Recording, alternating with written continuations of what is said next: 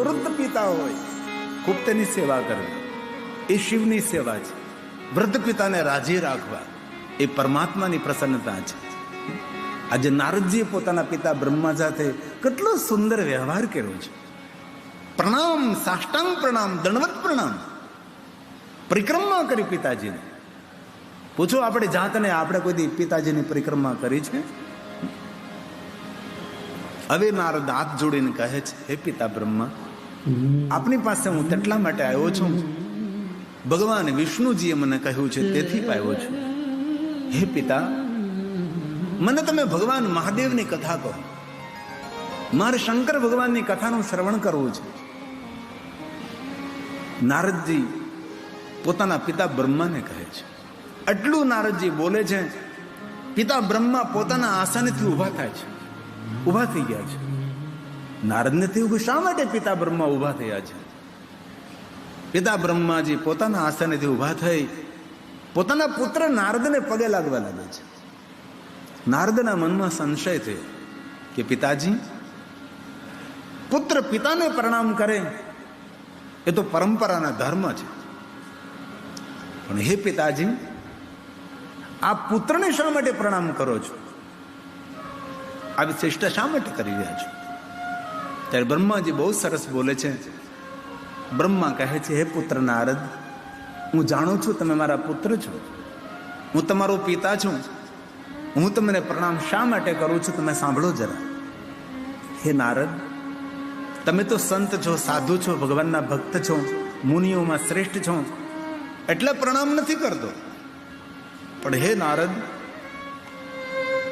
આ દુનિયાનો કોઈ પણ માણસ પોતાના મુખમાંથી શબ્દો બોલે કે મારે મહાદેવની કથા સાંભળવી છે, એ સમયે મનુષ્ય પ્રણમ્ય બને છે, એ સમયે મનુષ્ય પ્રણામ કરવાના યોગ્ય બને છે. તમારા મુખમાંથી શબ્દો પ્રગટ થયા કે મારે મહાદેવની કથા સાંભળવી છે, તેથી આપ મારા માટે વંદન કરવાના યોગ્ય છો, મારા પુત્ર છો, પણ મારા માટે પ્રણમ્ય છો. બિરાજો નારદ, હું આપને ભગવાન મહાદેવની કથા કહું છું. હવે બ્રહ્મલોકમાં ભગવાન મહાદેવની કથાનો પ્રારંભ થાય છે.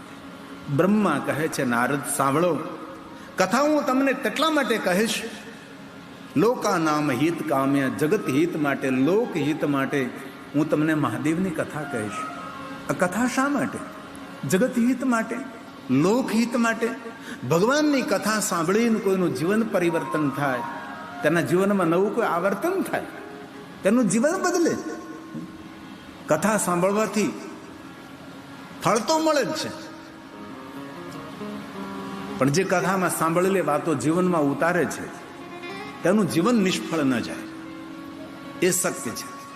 કથા સાંભળવાથી જરૂર પુણ્યનું ફળ મળે છે, પણ કથામાં જે આપણા માટે યોગ્ય વાતો કહી હોય એ વાતોનું અનુસરણ આપણે કરીએ તો જીવનમાં સફળ થવાય છે.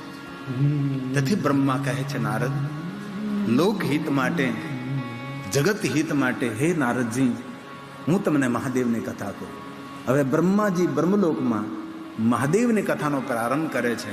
હે સાધુ, હે સાધુ, બ્રહ્મા બોલે, ભો બ્રહ્મન સાધો પુરુષોહમ ત્વયા વિબુધ સતમા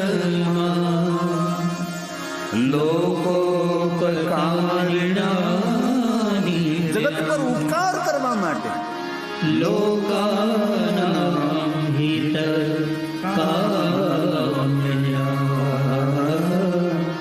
લોકાનાં હિતકામ્યા, જગત હિત માટે, લોક હિત માટે, હે નારદજી, હું તમને ભગવાનની કથા કહું.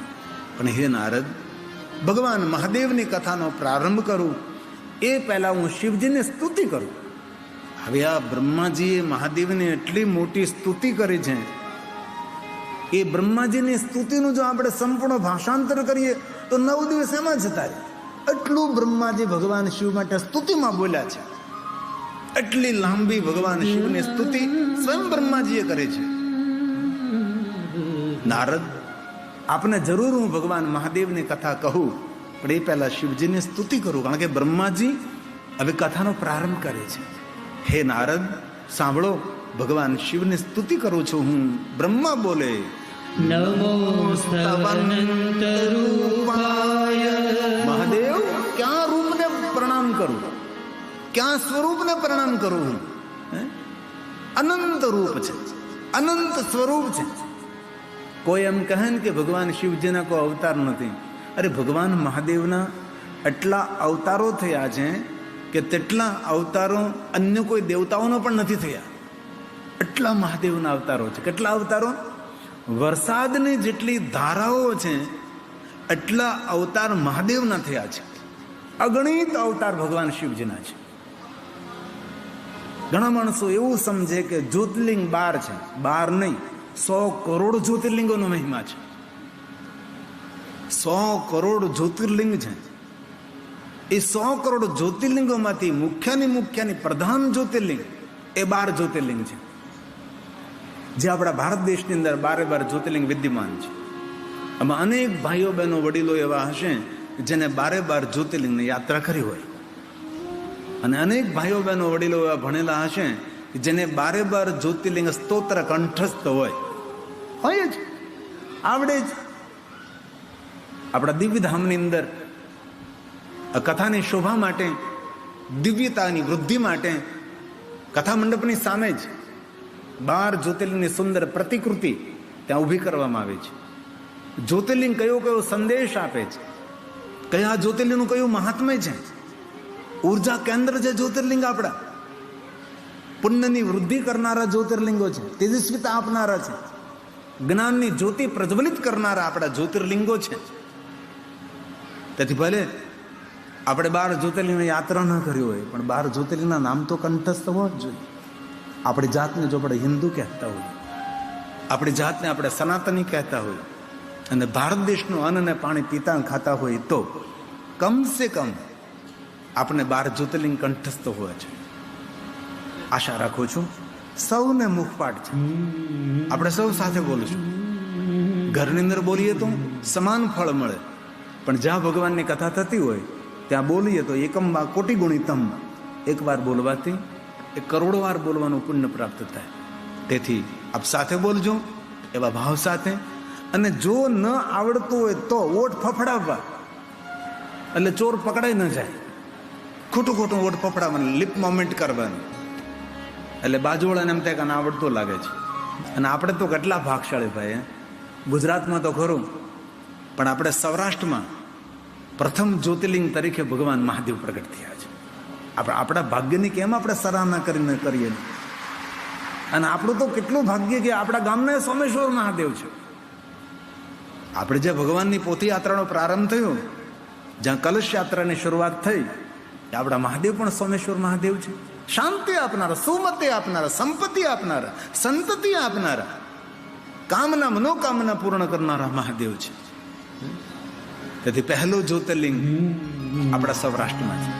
આશા રાખું છું આપણે સુંદર સુમધુર ધ્વનિ વાયુમંડળમાં મિશ્રિત થાય, અને સાથે સાથે બોલીએ. આપણે સંગ ગાઈએ. સૌરાષ્ટ્રે સોમનાથં ચ શ્રીશૈલે મલ્લિકાર્જુનં પૂજન્યાં મહાકારં ઓમકારં મમલેશ્વરં પરલ્યાં વૈદ્યં નાથં ચ ડાકિન્યાં ભીમશંકરં સેતો બંધેતુ રામેશં નાગેશં દારુકાવને વારાણસ્યાં તુ વિશ્વેશં ત્રયંબકં ગૌતમી તટે हिमालये तो केदारम् भूषणेशं च शिवालये एतानि ज्योतिर्लिङ्गानि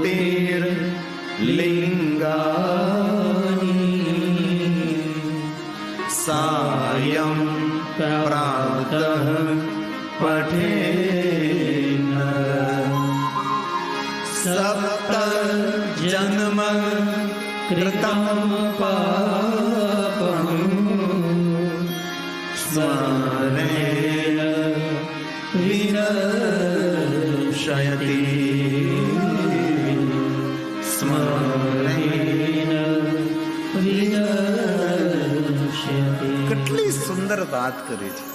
જે કોઈ 12 જ્યોતિર્લિંગને યાદ કરે છે તે મનુષ્ય 7 જન્મોના પાપમાંથી મુક્ત બને છે. કેટલું સરળ છે. એક બીજી વાત શિવ મહાપુરાણ ગ્રંથમાં કહી કે જે કોઈ સંધ્યા સમયે મહાદેવનું દર્શન કરે શિવાલયે જઈને તે પણ 7 જન્મોના પાપમાંથી મુક્ત બને છે. પ્રાતકાલ શિવ દ્રષ્ટવા નિશી પાપ વિનિશ્યતિ. જે કોઈ પ્રાતકાલ મહાદેવનું દર્શન કરે છે એ રાત્રિના પાપોમાંથી મુક્ત બને. આ જન્મ કરતમ મધ્યાહને. જે કોઈ મધ્યાહને મહાદેવનું દર્શન કરે છે પૂરા જન્મના પાપમાંથી મુક્ત બને. અને સાયાને 7 જન્માને. આપણા ગામનું સુંદર રૂડું શિવાલય હોય, નાનકડું હોય પણ આપણું ભાગ્ય ખોલનારું શિવાલય છે.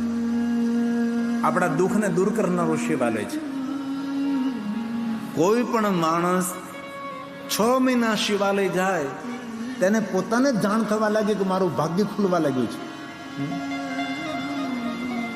અનેક એવા ભાઈઓ બહેનો આની અંદર હશે કે રોજ શિવાલય દર્શન કરવા મહાદેવનું જતા છે. દુઃખ નિવારણ સ્થાન છે, સંકટનાશન સ્થાન છે.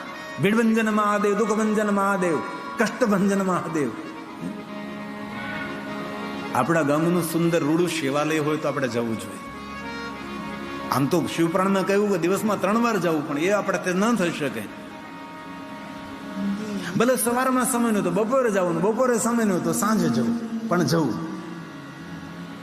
અને રોજ ન જઈ શકો તો સોમવાર તો ભૂલવો જ નહીં. ને આવતીકાલે સોમવાર છે. શાંતિ આપનારો, સુમતિ આપનારો, સંતતિ આપનારો, સંપત્તિ આપનારો. જેનું જીવન અશાંત રહેતું હોય ત્યારે સોમવારે મહાદેવનું વિશેષ પ્રકારે પૂજન કરવું.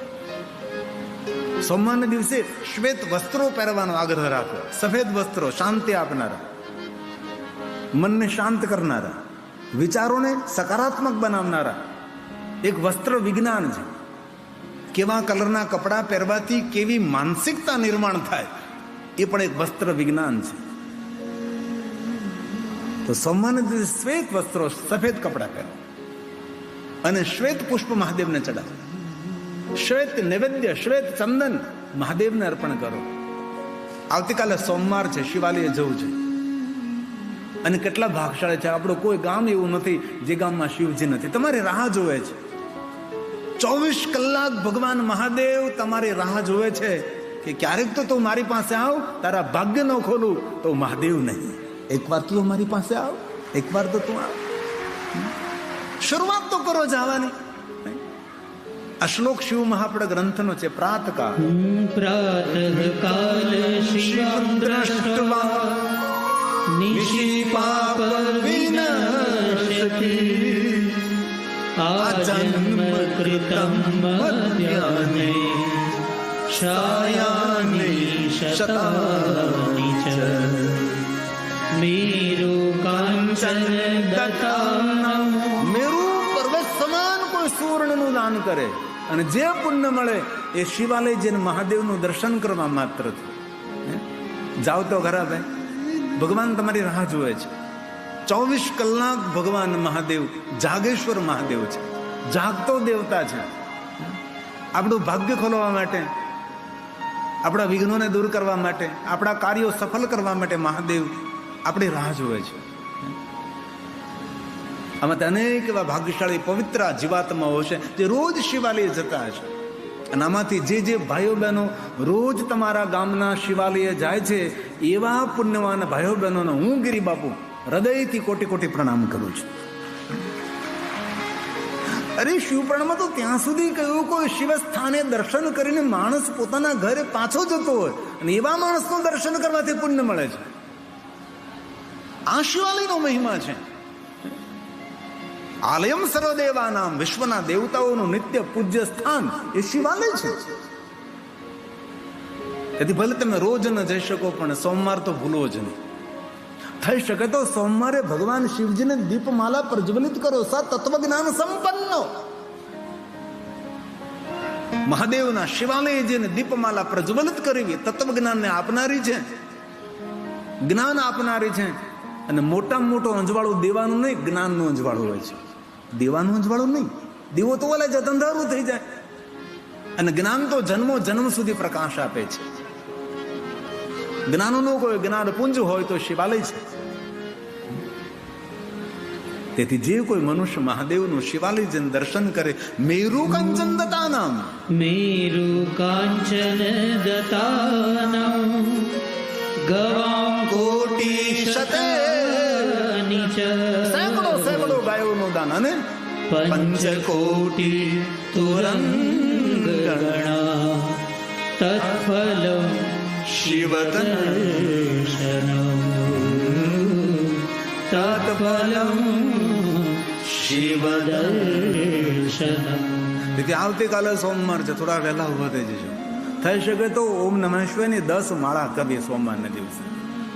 બધા જ કાર્યો, આપણે કોઈ પાસે ભટકવું નહીં પડે, કોઈને કહેવું નહીં પડે, બધા જ કામો આપોઆપ થવા લાગશે. શિવાલય એ ભાગ્ય ખોલવાનું દિવ્ય સ્થાન છે. અનેક એવા પુણ્યવાન મહાદેવના શિવાલય જઈ અને ભગવાન શિવનું ભજન પૂજન કરતા હોય. બાબાને જલાભિષેક કરો, મનની તો શાંતિ મળશે, જીવનમાં શાંતિ મળશે, પિતૃ તૃપ્ત થશે. દરેક દેવતાઓએ મહાદેવને જલાભિષેક કર્યો છે. દરેક ઋષિ મુનિએ મહાદેવને જલાભિષેક કર્યો છે. ભગવાન રામજીએ મહાદેવને જલાભિષેક કર્યો છે. દ્વારકાધીશ ભગવાન કૃષ્ણજીએ મહાદેવજીને જલાભિષેક કર્યો છે. અર્જુનને સાથે લઈ જાય, ચાલ પછી આપણે યુદ્ધ કરીએ, પહેલા આપણે ભગવાનને જલાભિષેક કરીએ. ભાઈ બલરામને લઈને સાથે જાય, ચાલ 5 પાંડવોને સાથે રાખે, મહાદેવને જલાભિષેક કરે. ઓમ નમો ભવા શર્વાય રુદ્રાય વરદાય પુષ્પનાપતે નિત્યગોય કપરદેવ મહાદેવાય ભીમાય ત્રંબકા શિવાય. હે મહાદેવ, હે મહાદેવ, હે મહાદેવ, હે મહાદેવ, હે મહાદેવ, હે મહાદેવ, ઉગ્રાય છે કપર્દિને હે મહાદેવ, હે મહાદેવ, મહાદેવ, મહાદેવ, મહાદેવ, મહાદેવ, મહાદેવ, હે મહાદેવ, હે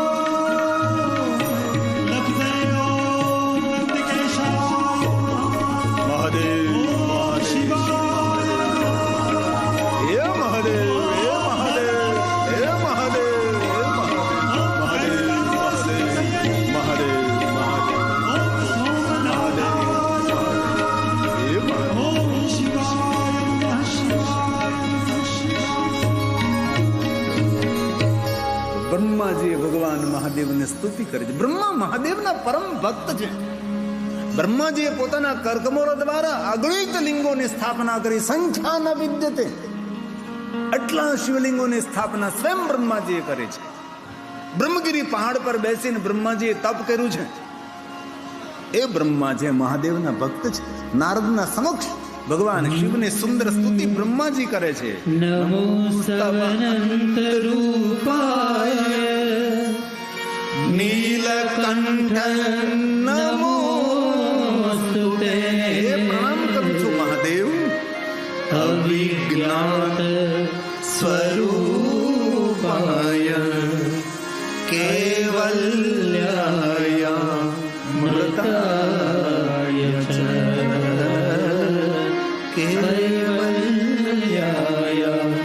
મૃતાય ચ. બ્રહ્માજીએ ભગવાન શિવની સુંદર વિસ્તૃત સ્તુતિ કરી છે. કોરોના કાળમાં આખી બ્રહ્માજીની સ્તુતિ પર ભગવાન મહાદેવની કથા અમે પૂરેપૂરી કરી. બ્રહ્માની દ્રષ્ટિએ મહાદેવ કેટલા શ્રેષ્ઠ છે, બ્રહ્માની દ્રષ્ટિએ મહાદેવ કેટલા મહાન છે, એ વાત શિવ મહાપડા ગ્રંથની અંદર બ્રહ્માને સ્તુતિ દ્વારા એ આપણે દર્શન કરી શકીએ છીએ. તો હવે બ્રહ્માજી બ્રહ્મલોકમાં મહાદેવની કથાનો પ્રારંભ કરે છે. હવે કથાનો પ્રારંભ થાય છે. આ ચોથા દિવસે થાય છે. હવે શિવ કથા પ્રારંભ થાય છે. ઘણાને એમ થાય છે કે કેટલા દિવસો શું કર્યું છે, પણ એ કથાના બંધારણો હોય છે. ધીમે ધીમે ધીમે કથામાં પ્રવેશ થાય છે. તો આવતીકાલે 3 વાગે સમયસર આપણે ભગવાન મહાદેવની કથાનો પ્રારંભ કરશું. આજે થોડી વાર ભગવાન મહાદેવનું કીર્તન કરી લઈ.